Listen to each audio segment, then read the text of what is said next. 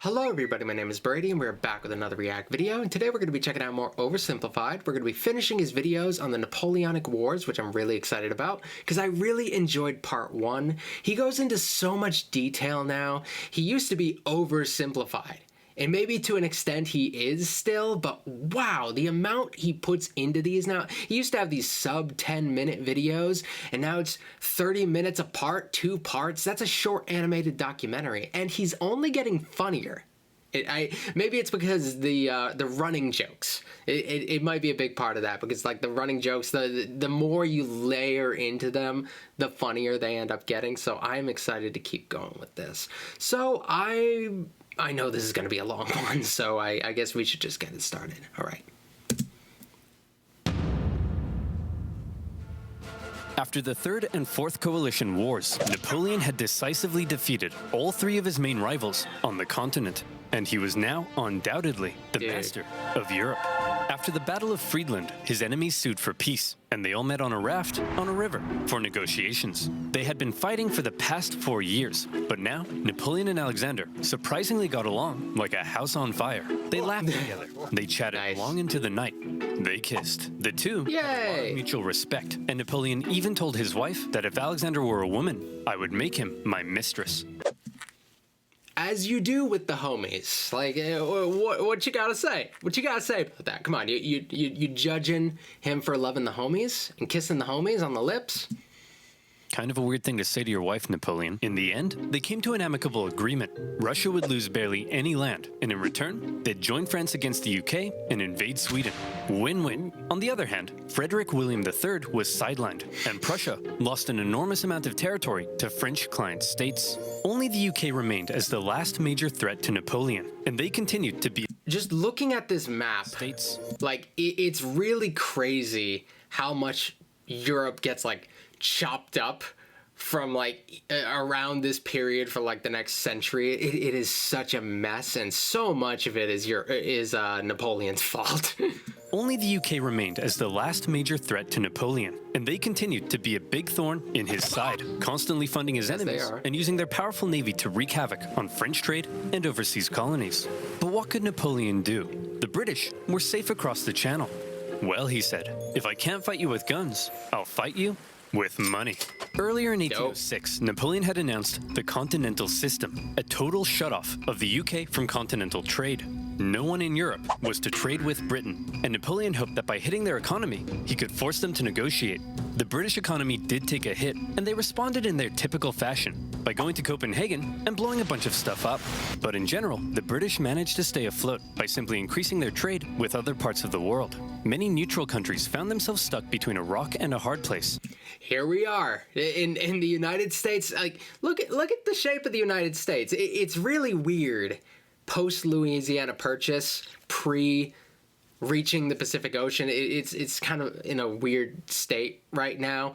But we've been dancing between these two sides since the founding, I guess. Before that, because we had the French who took our side in the revolution against the British, and that was a thing or whatever. And then we had problems with the French, and that resulted in the quasi-war, and we're going to have problems with the British with the War of 1812. We're like really back and forth, and a huge part of it is just being caught up in this greater conflict. The United States could be a great trade ally. They do have some fantastic resources during this time that are important for France and the British. It really does matter, but we're not really big enough to throw our weight around yet, although we will try.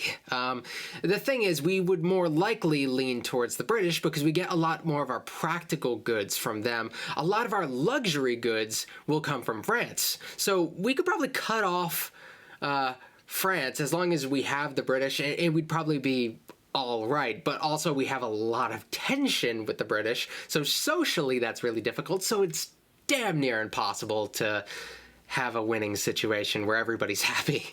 As the 2 European superpowers demanded they cease trade with the enemy. Hey America, you better not trade with the French or else I'll come burn down the White House. What? This is gonna wreck my economy. I need to start saving money. How the heck am I gonna start saving money? Yeah, that's right. You know where this is going. Do you like shopping in store? Of course not. Okay, as is the policy. I didn't know he was going to do the ad this early. Usually he waits a little bit. He does the honey plug at the beginning and then... Okay, we're going to sit through the ad. Since it is an active ad at this stage, it's a brand new video, so the promo code's still active and everything. I feel like it's polite to watch the ad. He worked hard on it. So you can skip it if you want, but I'm gonna watch it, damn it. Not. Then you'd have to get up and use your legs. Gross. Well, what if I told you you could save money doing your shopping from the comfort of your own outhouse, allowing you to upgrade your outhouse to a porta potty? Go you. Honey is a free browser extension that scours the internet for promo codes and applies the best one it can find to your cart. Here I am buying 12 liters of hair gel so I can look my best. I just clicked this button, and Jiminy Crickets. Honey stepped in and helped me save $40. Honey is completely free and has found OverSimplified viewers over 403,000. It's clever. He's done this in a previous thing, I think, where he does a thing where he orders like a copious amount of one thing, and then it seems like he's saving a lot of money. I don't want to downplay his endorsement here or his sell here, but it's a silly but rather clever way of doing it by framing it in a way like nobody is going to order that much hair gel, but if you were, here's the money you could save. $1,000 in savings so far. So seriously, why haven't you added it to your browser yet, you dingus? Click on the link below, joinhoney.com/oversimplified, and you can get honey for free in 2 easy clicks. That's joinhoney.com/oversimplified. Maybe on my laptop, I don't know. To start saving money computer. on your online I don't buy anything on here. Now, where were we? Oh yeah, making peace with the Russians, a continental blockade, and blowing up Copenhagen. Sick of being blown up for doing almost nothing, and under significant pressure from Napoleon, the Danish officially sided with France. But Napoleon's blockade had the biggest effect on continental Europe, who were now cut off from a major trading partner, one that controlled the seas and held a rich, growing empire. And a lot of countries didn't fully comply. Portugal, a traditional British ally, refused to take part. No problem. Napoleon sent an army and invaded. But it wasn't just Portugal. Many of Napoleon's allies were also suspect. Your Majesty, it seems that Spain isn't properly...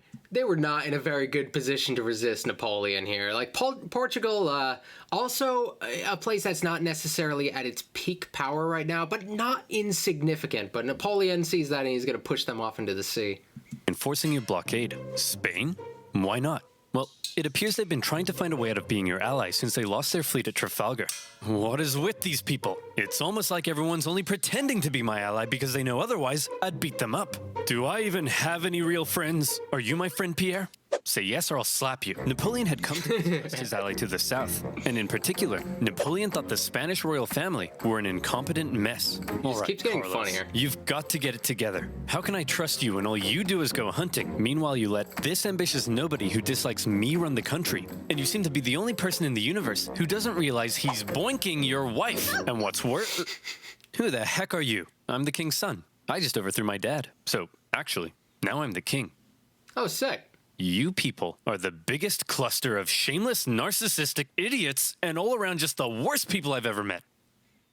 Here, have a Kid's Choice Award. French having... Wait, what was that at the top? The worst people I've ever met. Here, have... Oh, that was just the subtitle. Okay. The Kid's Choice Award. French forces, many having conveniently already entered Spain to invade Portugal, occupied Spanish forts, and Napoleon invited the Spanish royals to France to help mediate their differences. I like the subtlety of, like, they are his ally, but it's kind of like a purple instead of just being like a blue like they have up in the top right. I like that touch. I don't know if he did that in like previous videos or if he's getting more detailed, but I just think it's fun.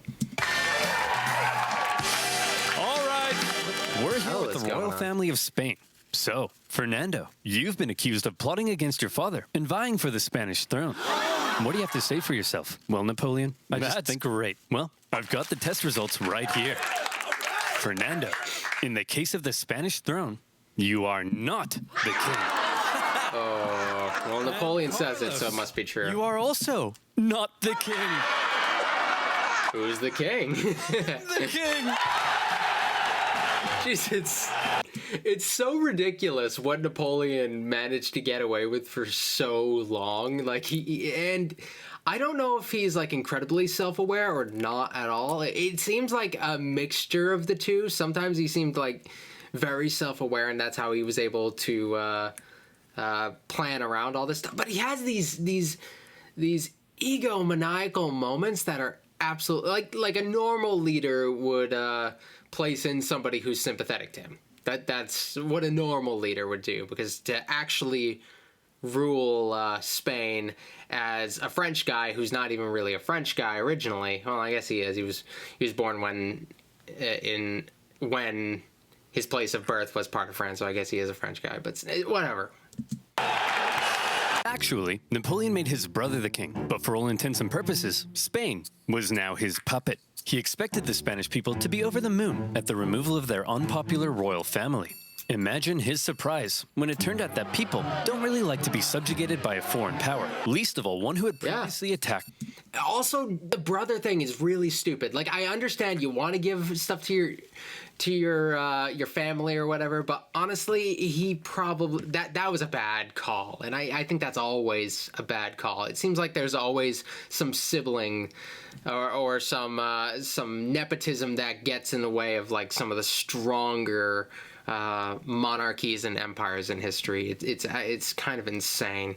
I get it. Maybe he thought his brother could do the job well. This is a Napoleon thing, not as much the other Bonaparte. He just never should have been in that position, although not necessarily known for handling it all that well himself. The Catholic Church, and so the people of Spain revolted. Brutal fighting broke out as bands of armed Spaniards ambushed French troops across the kingdom, and vicious atrocities were committed on both sides. In addition to fighting the regular Spanish and Portuguese forces, the French had to contend with tens of thousands of guerrilla fighters throughout the Spanish countryside. The British even took the opportunity to land an army led by the future Duke of Wellington. And now, British forces were defeating French ones on land. Napoleon briefly went to Spain in person, and he did drive back the Allied armies, but before long, his attention was needed elsewhere.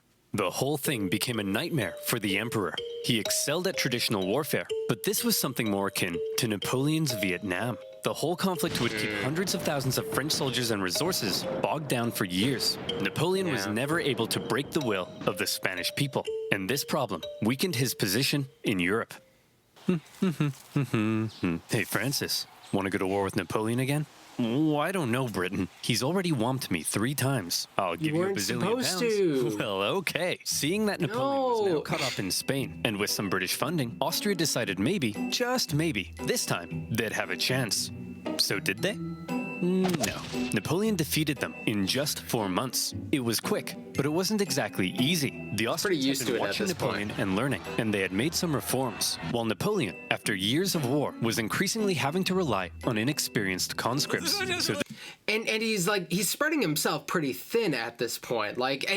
There's a point where the over ambitious nature of imperialists often ends up being to a great extent their downfall.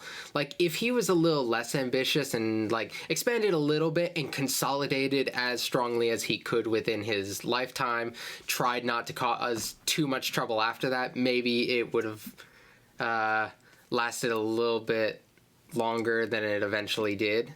And maybe the expansion would have been greater than it did, but that would honestly end up trusting the expansion of the empire to future generations, and people like Napoleon want to see the culmination of their work. This time, the Austrians gave him a run for his money. The Fifth Coalition saw some of the bloodiest battles to date, including Napoleon's first major defeat, and when he did finally defeat the Austrians at the Battle of Wagram, it was a very costly victory. Still, Napoleon had yet again kicked Francis's butt, and as part of the peace terms, Austria lost a bunch more land. Not long after, however, fair enough. He probably shouldn't have come back into the problem. It was decided that Napoleon would marry Francis's young daughter. But wait, doesn't Napoleon already have a wife? Well, yes, he did. Josephine and Napoleon had become quite fond of one another, but now that Napoleon was playing the monarch game, he needed a male heir, and his aging wife wasn't giving him one, so it was out with the old and in with the new. Yeah, I heard this version of the story, but I didn't hear the marital conflicts that they had prior. But if they had reconciled that, then it makes me sympathize with the wife again a little bit. Honestly, it seemed like their relationship was relatively imperfect, we'll say. So I don't know. It's all dumb. It's all real dumb. At least he didn't behead anyone. For Austria, they felt that if Napoleon was going to keep on winning, they may as well. I haven't seen the King Henry VIII one. I have to see that one. I'm gonna have to do that one in the near. It's a long one, I believe. It must be like creeping up on 30 minutes. So like, I'll have to get around to that. I'll have to make some time. Be on his side. So through the marriage, Napoleon got an alliance with Austria and a beautiful baby potato.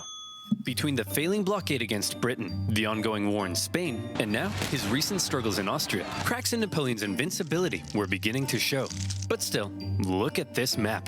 So blue, so beautiful. Even Sweden, after being pulverized by Russia, overthrew their king. Got some shades of purple in there, I don't know. Ended up putting one of Napoleon's own marshals in charge, Marshal Bernadotte, a little scared there, named Karl Johan, and became Crown Prince of Sweden after agreeing to join Napoleon's continental system. For now, Sweden was Team France.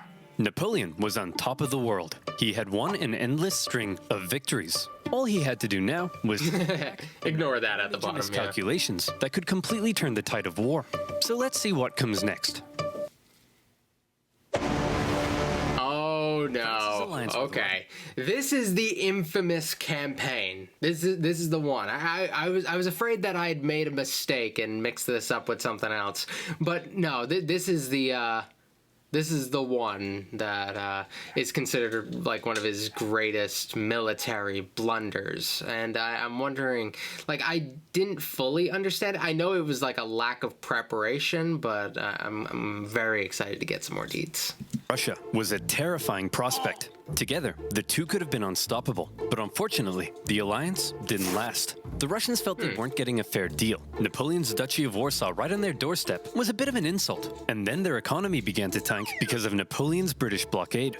And eventually, they began to open up trade. Your Majesty, it seems Alexander is no longer abiding by the continental system and has begun trading with the British. Alexander? What a prick! He kissed me. He kissed you? You wouldn't get it, Pierre. The security of Napoleon depended on removing the British threat, and he wasn't happy with Russia's backdoor shenanigans. And so in 1812, Napoleon decided to go to war. He gathered together the... Hold on one second, the bird's on the ceiling. All right, I'm back. Sorry about that, guys. I might have to step away a couple times during this. Doing these long recording sessions, they are subject to interruptions. I just realized how weird it is for me to just look up and say, oh, the bird's on the ceiling. Let me take care of that. It's mostly taken care of right now. He's still on the ceiling, but I think he's all set now. We can continue with the video. The most massive army Europe had ever seen, made up of troops from every corner of his empire, and he prepared to invade. Okay, it looks like Napoleon's coming for us. Generals, I need ideas. We could stand and fight. No, that's stupid. You're stupid. We could run away. You're a star. Remember, Napoleon's tactics relied on astonishing speed to outmaneuver his enemy and force a quick, decisive battle. Well, I've got two words for you.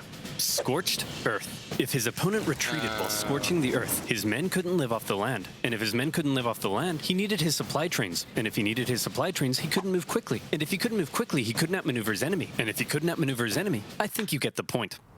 Yeah, I was about to say, like, in the previous episode, they acknowledged how the speed and not having to rely on supply chains was important, and I wasn't sure if that was exactly what played into this, but I'm glad that I at least was able to make some sort of a correct observation with that. I'm kind of proud of that. As easy as he laid it out for me, sometimes I'm proud to get the easy answer. Napoleon launched his invasion and hoped for a quick battle, but all he could do was try to catch the retreating Russians while moving deeper and deeper into hostile territory. As he went, the horribly hot summer devastated his army. His men died of heat, exhaustion, and disease. Supplies began to run out, and his men began to starve. Many deserted, and still the Russians...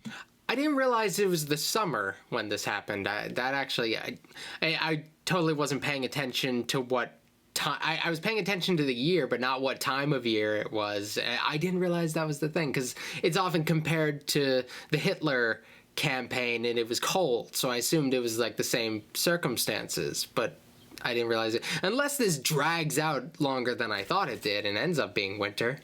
Continued to retreat. Numerous times Napoleon considered turning back, but that little voice in his head kept on telling him, keep going, just a little further. And don't worry, you're definitely average height for the time. He knew about the Russians at Smolensk, but it was his birthday, so he had a party instead. When he finally reached Moscow, he predicted the Russians would be willing to give up such a historic and holy city without a fight. And he was right. The Russians finally turned to face him for the single deadliest day of the Napoleonic Wars, the Battle of Borodino. The Russians it's fought September valiantly, now. and as he got Still not older, cold. Napoleon's battle tactics seemed to become a little less refined and a little more Maybe a little run cold. straight at the enemy, try not to die.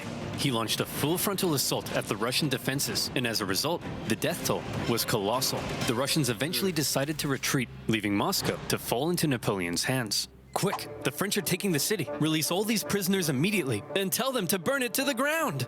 Well, well, Jimmy the arsonist, you are not going to believe your luck. Moscow was up in flames, and as Napoleon entered, it became very clear his army wouldn't... Like, that's really interesting that Napoleon's gotten reckless. I mean, I don't know if it's perhaps the fatigue of the campaign, because, like, I could see how that could happen when you're working on something for a long time. Sometimes you just want to, like, get it done, get it finished, be damned the details of the situation, but, like, I couldn't imagine that, because he seems like generally brilliant militarily. Like, he must know that he's taking shortcuts in this manner, or I don't know if something else is holding him back from being a little bit more sophisticated in his approach. Wouldn't be able to stay there very long. But he had just defeated the Russian army and taken their most beloved city. In his mind, he had won. So he sent Tsar Alexander in St. Petersburg a letter. Your Imperial Majesty, Napoleon requests your surrender. How shall I respond? You shan't, Dmitri. Ever? Ever.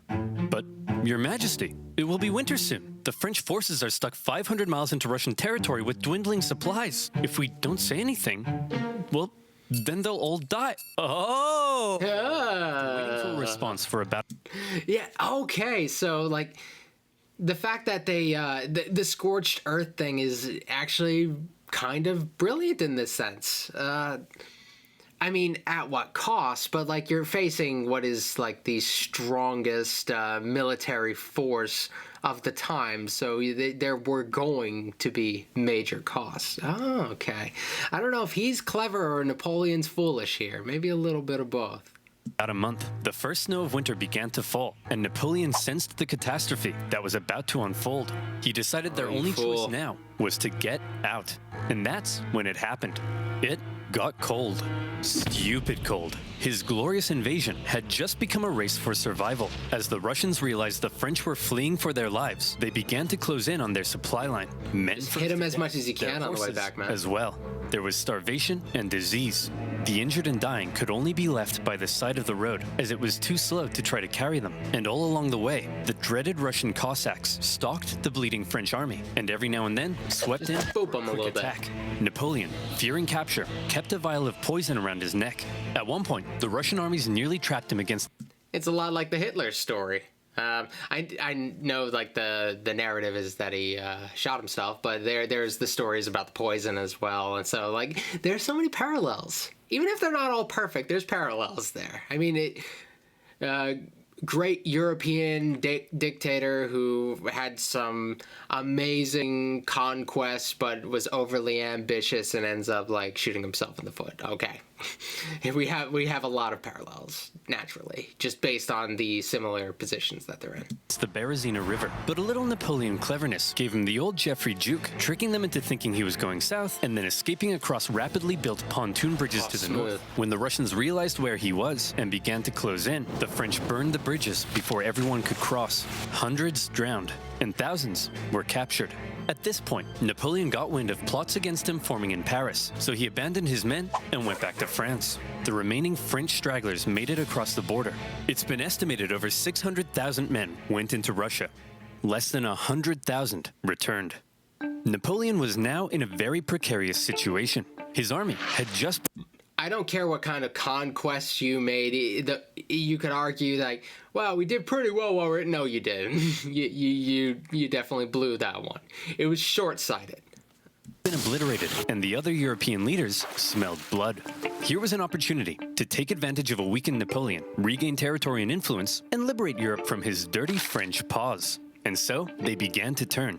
Prussia soon broke their alliance and switched sides, while Austria declared neutrality. Even Sweden, led by one of Napoleon's old marshals, joined the Allies, partly due to Napoleon's earlier invasion of Swedish Pomerania. The War of the Sixth Coalition had begun.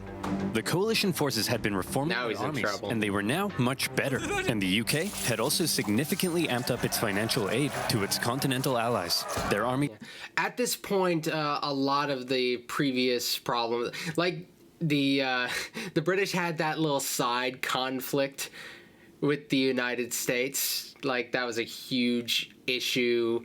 Because they have like divided attention, but they are going to eventually be able to focus up. Once they are able to finish the problems over here, they're going to be able to wrap up the conflict with the United States over there, and they're moving in a very positive direction in general. Right now is kind of like the key moment for that part of Europe. This is very, very important for them to wrap up the Napoleon problem so that they don't end up losing American territory, which I don't think was ever really a huge threat, but, you know, it could have been. Armies quickly advanced through Poland and into Germany. In Paris, Napoleon was understandably freaking out. He needed to put together a new army fast, and he called up over 100,000 new conscripts, mostly teenagers. He also put his factories into overdrive, and he was like, you, make more rifles. You, build new cannons. You, make more horses. I don't make horses. Then who makes horses? Horses make horses. Explain how. Well, when a horse and a mommy horse love each other very much. Yes, go on. Well, then the daddy horse... I'm sorry, Napoleon. You're 43. I thought you'd know this stuff. Don't touch me. I'm gonna be sick. As it turned out, Napoleon's lack of horses would take the biggest toll on his army, since his tactics relied on speed, maneuverability, and destruction. When he took the fight to the Allies in 1813, he did defeat them and sent them running. But lacking cavalry, he was unable to effectively pursue and destroy.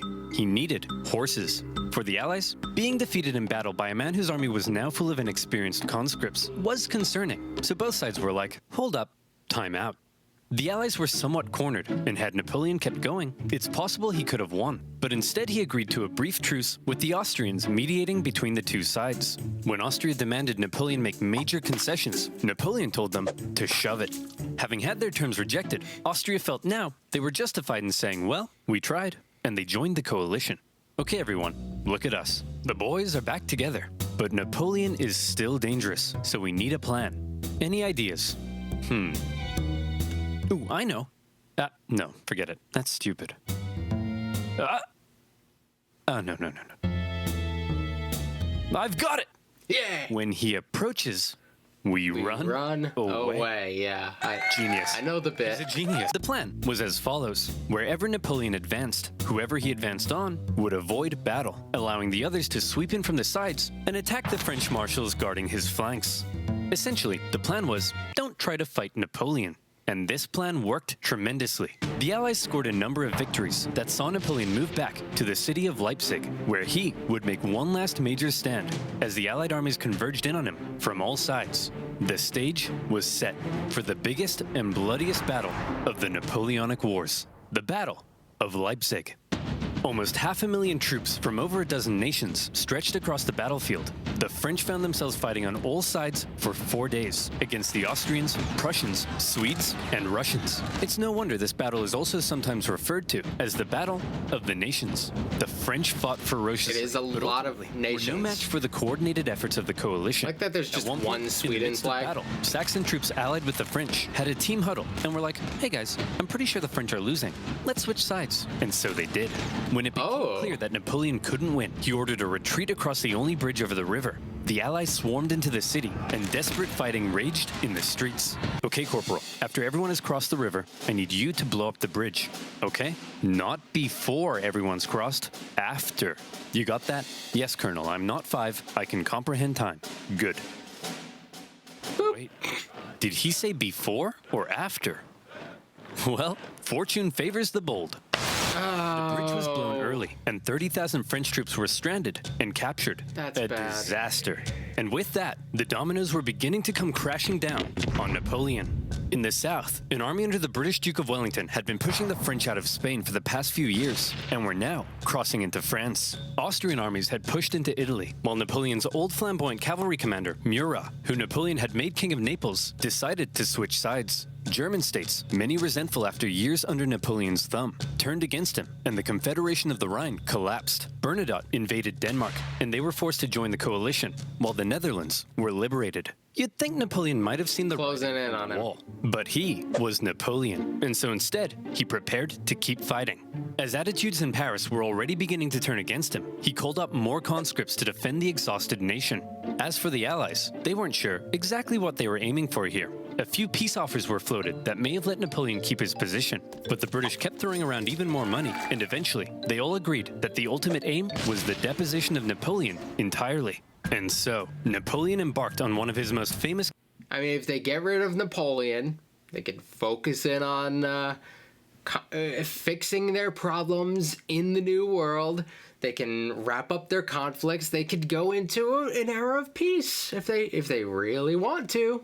Things could go pretty well right now for them, but so yeah, they have a vested interest in not having another conflict break out anytime too soon. And it seems like with Napoleon, they have these moments of peace, but they're fleeting. So yeah, let's do something decisive here. Campaigns to defend the homeland. He was completely outnumbered, but the Allied armies had split up and spread out. His army was so small that he could move at lightning speed, and he used this to his advantage. In the famous 6 Days campaign against Prussian General Blücher, he attacked from all directions and defeated Blücher's forces 4 times, only suffering a tenth of the casualties he inflicted. Even with still good, completely to the wall, Napoleon was still Napoleon.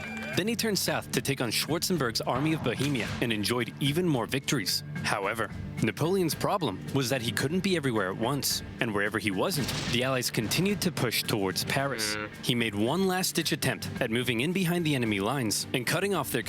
Yeah, I don't know what his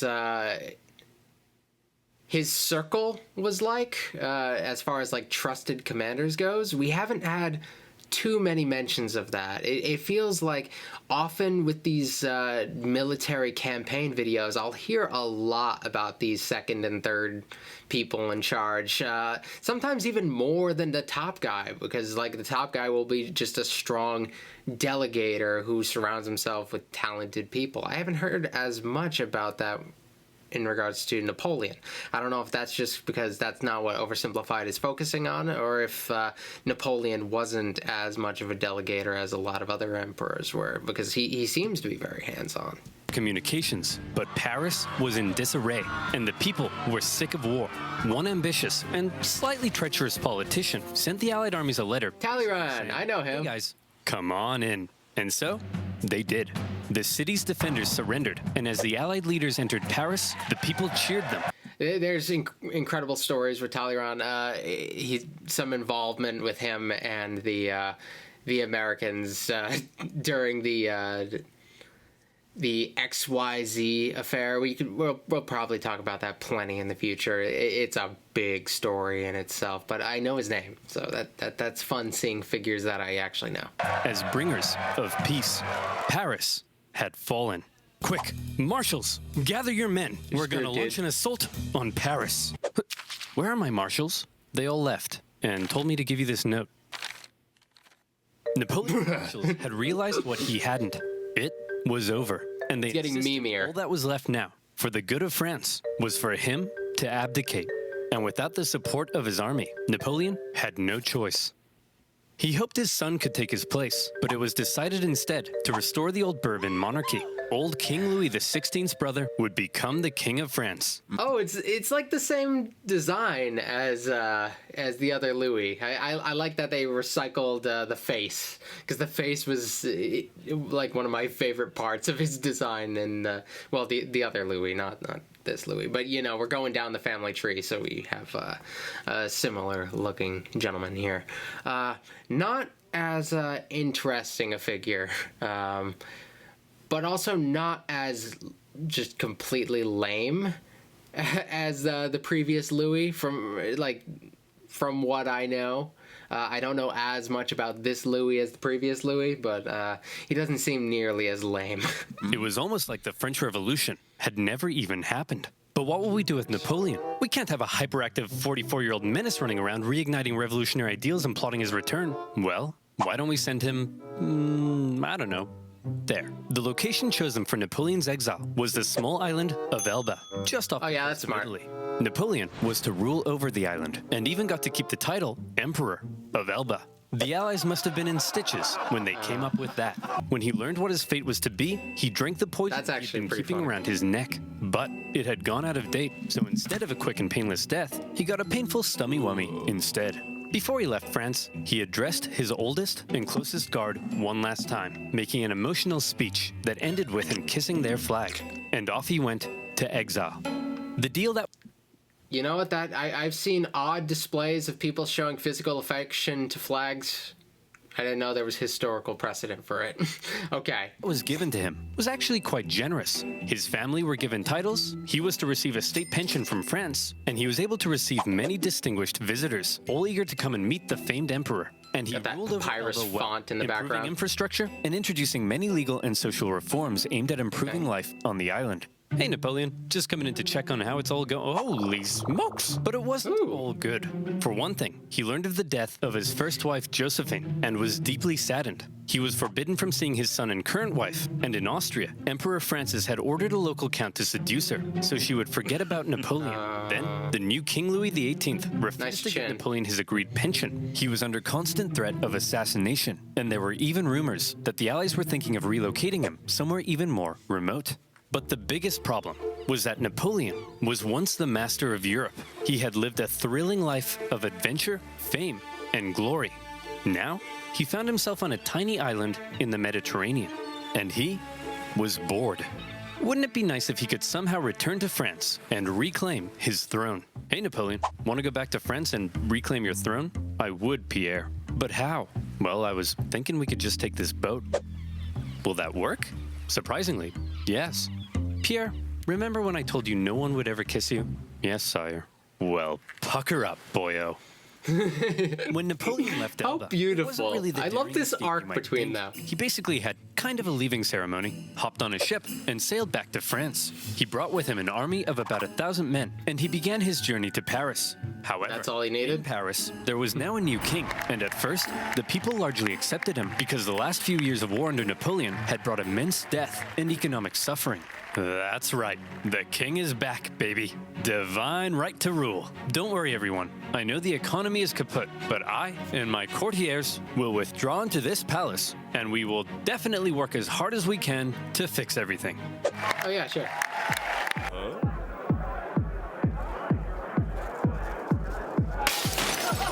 Oh, yeah. That's why we got rid of the king. As the Bourbon monarchy began to look more and more like a return to the past, and the returning nobility seemed hell-bent on regaining their lost privileges, the people weren't too happy. And so, Napoleon hoped that his glorious return would be met with jubilation. In the end, the reaction was a little mixed. The French don't forget, man. To see their old emperor. Your Majesty, it seems that Napoleon is back. Like, at least Napoleon had, like, a little bit of ambition. The last thing, like, you have just a group of people, like, eating up resources and not really showing any outward ambition. I'd imagine Napoleon seems kind of refreshing. They were on top of the world for a minute. And marching this way with 1,000 men. That guy? No problem. I have hundreds of thousands of men. Send them to arrest him. Your Majesty, it seems the thousands of men we sent to arrest Napoleon have all joined his side. Well, they were probably his men at some point. Again. Be sure to let me know. As Napoleon continued his journey, the king had sent battalions of men to stop him, but they largely comprised of Napoleon's old soldiers, many unhappy with King Louis's military reforms. And so, when ordered to arrest him, they simply couldn't do it. In one famous incident, the troops began to cry out, "Long live the Emperor." When Napoleon reached Paris, with King Louis having fled, he entered unopposed to reclaim his throne. Napoleon was back from the dead. Okay, everyone, now that He succeeded in one way the previous king didn't. He successfully got out of France. That's more than the previous one could say. We've finally gotten rid of that guy. Let's try to make sure something like this can never happen again. What's that doing there? Hey, And fellow here he monarchs. is. He's persistent. This time, Napoleon promised he would be a mucho good boy and not start any wars. But the Allied leaders were having none of it. They declared Napoleon an outlaw and the illegitimate ruler of France. Then, they declared war, not on France, but on Napoleon himself. And when you have multiple enemies declaring war on you as an individual, that's how you know you're a very naughty boy. Well, I guess to declare war on Napoleon itself, that would be because, like, you don't want to legitimize his reign. If you declare war on France, it's saying that Napoleon represents them. So declaring war on him is just like an extra jab, like, no, he's not the rightful ruler. He shouldn't be in charge. Allied powers began making plans to combine their forces and once again invade France. The most immediate threat to Napoleon were the British and Prussians hanging out in nearby Belgium. If Napoleon could knock them out quickly, maybe he could force the Allies to negotiate, and maybe he could hold on to his power. Together, the two armies to the north outnumbered him, so he made a plan to divide them and take them on separately. Historians debate how much of a chance Napoleon had here, but this same strategy of dividing and conquering had worked for him multiple times. He marched north with 125,000 men and took on the Allies in a number of initial engagements, defeating the Prussians before turning to take on the British. But to Napoleon's dismay, miscommunication and hesitation among his marshals allowed both enemy armies to retreat. And crucially, rather than fleeing east, the Prussians moved north, where they could remain in contact with the British. Napoleon sent a force to hold off the Prussians as he moved in on the British, now holding a defensive position at Waterloo. Prussian General Blücher sent word that he would come to Waterloo, of course. If he could just hold off the French for long enough. Napoleon had to defeat Wellington before the Prussian army could arrive in force, and it was close. The British held the high ground and a number of key defensive buildings across the battlefield. After waiting some hours he didn't have for the ground to dry, Napoleon sent men to assault the Hougoumont farm, but the British garrison there held out. French Marshal Ney launched a number of miscalculated cavalry charges at the British lines. The British formed defensive square formations, and they tore the French cavalry to shreds, while one guy chose the absolute worst time to go on a bender. The French looks like he's having a great time. A farmhouse directly in front of the British line, and from there they unleashed artillery hellfire on the British square formations. And as Napoleon sent his Imperial Guard in to finish the British off, a nervous Wellington knew his lines were at breaking point. But the Prussians had earlier begun to arrive, and now they were arriving in large numbers. And after the British held out and sent the French Imperial Guard running, the French lines panicked, fearing they had been encircled, and they began to flee. The Battle of Waterloo was an Allied victory. And with that, Napoleon's hopes of returning to glory were vanquished. Like, the way it played out, like, he lost. But, like, the way it's described is not as climactic as some of his other battles, is it? Like, I guess because he's, like, fighting from the bottom for a lot of, like, his coolest conquests. So, like, and I guess he's kind of fighting for the bottom here, too, because everyone hates him. I don't know. So, something about Waterloo, it's not as exciting as some of the other lesser-known battles. He knew he was defeated. He went to the British and said, "Can I please have a house near London?" And the British replied, no. Instead, to make sure Napoleon was put away once and for all, they sent him to one of the most isolated and remote places they could think of, a tiny island in the Atlantic Ocean. You fools. Saint Helena. Here, a deeply isolated and depressed Emperor Napoleon would live the remaining years of his life. His house was a wooden bungalow. The fact that you're giving him exile, like, I guess, like, what do? You gotta surrender. You're not gonna, like, execute the guy, though I guess theoretically you could, but, like, you're not gonna. Still, it's kind of shocking that they didn't find, like, a harder way to crack down upon him, like, considering everything that had already happened.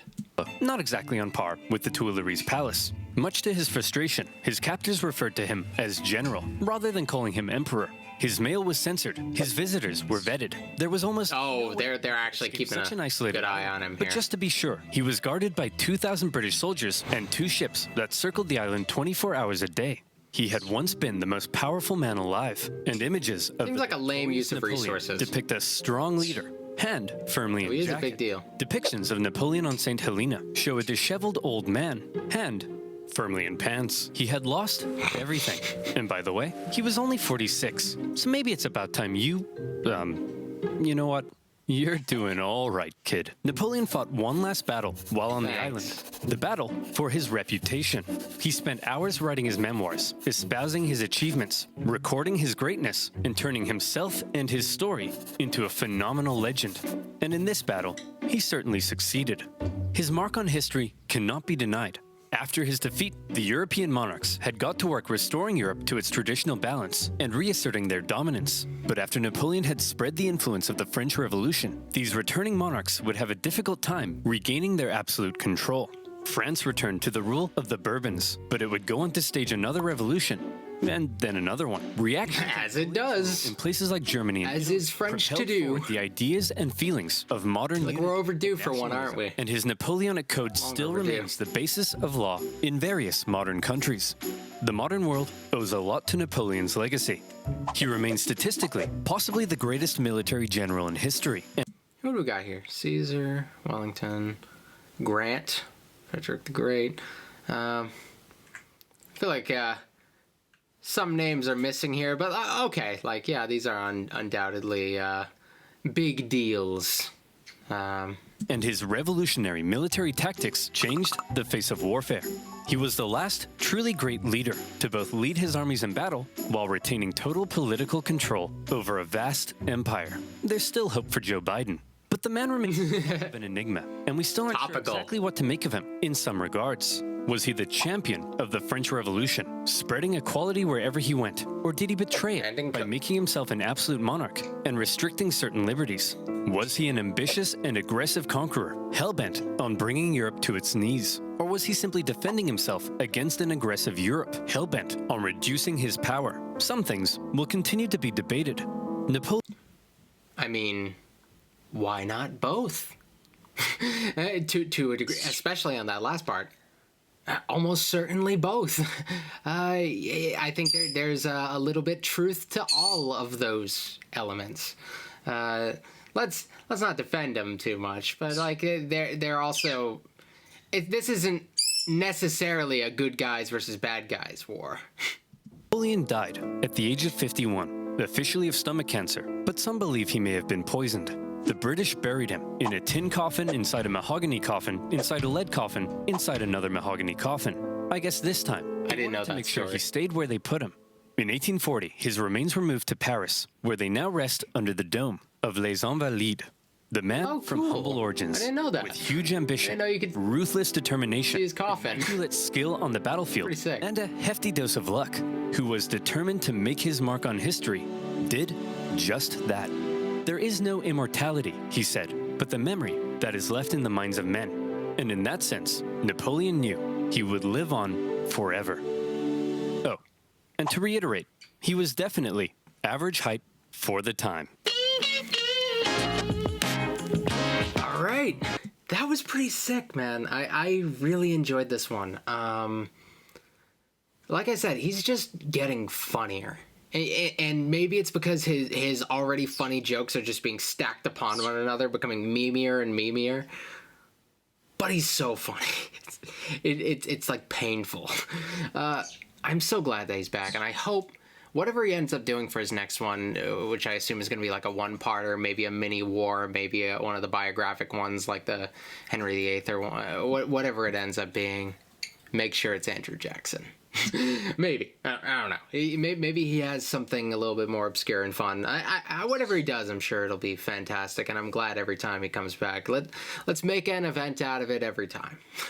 I hope you guys enjoyed this. I still have some oversimplified videos that I still have to check out, some of the older ones. His mini war series is one that I haven't really gone through. So I will try to get around to that at some point in the near future. I'd like to wrap up his catalog, just the ones that I haven't gotten to yet. So I'm going to try to do that pretty soon. I have a lot of people who, like, I've been ready to wrap up their stuff for a while, and I just never got around to it. He's one of them. So while the bird has his little mini freak out right now, I'm going to wrap up here. So like, comment, and subscribe. If you'd like to contribute to the charity that we're doing on the channel for the Native American Heritage Association, it would be greatly appreciated. I'm going to be doing special videos as we get milestones in those. So when we hit 500, I got something for you guys. So, yeah, I don't know if we're there yet or not at the time I'm recording this, but we'll see. All right. Thank you for watching, and I will see you tomorrow with another video. All right.